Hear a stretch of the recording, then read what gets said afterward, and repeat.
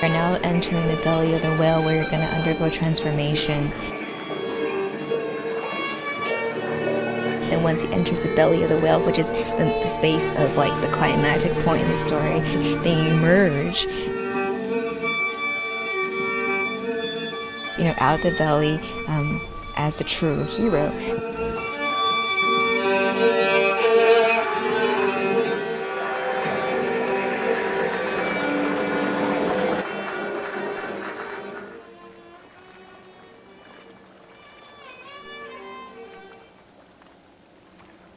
I've never set up the ship prior to opening and seen people waiting outside to get in, asking when can they come in.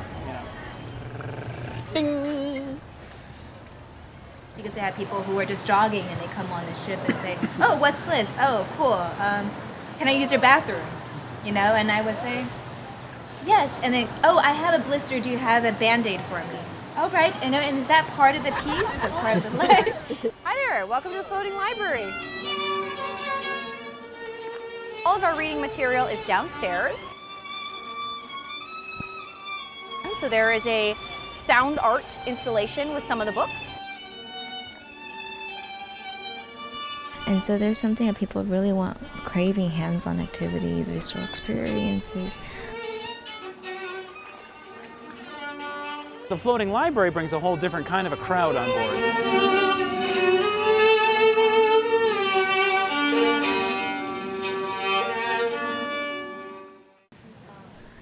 I hesitated for a moment, feeling like I was intruding on an intimate discussion, even though I knew that the spirit of the floating library was to invite strangers to engage with one another.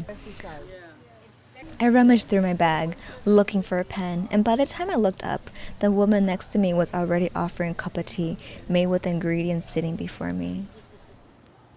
I've had curators tell me things like, "You're a little young to be doing this project." And librarian, traditional one, who was a little frustrated when she came on board. But I think the library is a space of ideas, of nourishment, of finding points that spark another interest in you. So I think this is a library. It's not just the books. I went into this project in the beginning with a lot of anxiety, not knowing what would happen, if things would work out, if people would enjoy it, want to take care of everyone. But suddenly realizing that the place came to life on its own, it grew into its own project. People had their own interpretations they projected on it. It came with their own agenda. And that's what like a snake, like art is, that kind of sort of slithers through between cracks and sort of finds its way, like water, finds its way into our subconsciousness, seeping in.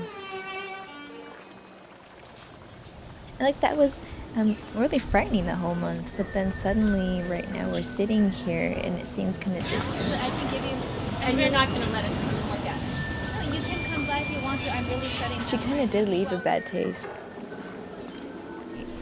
saying she wanted to collaborate. Okay. And you Yes, don't have to call me ma'am, even though I'm old enough to be your grandmother or whatever. My name It's actually is traumatizing, actually, because it was my last evening and I really just needed to eat and I'm rest. sorry that I don't need to be treated in an ageist way. I really don't. I'm in the high rise right over there. And our I mean, you just can't make everybody happy. You just can't.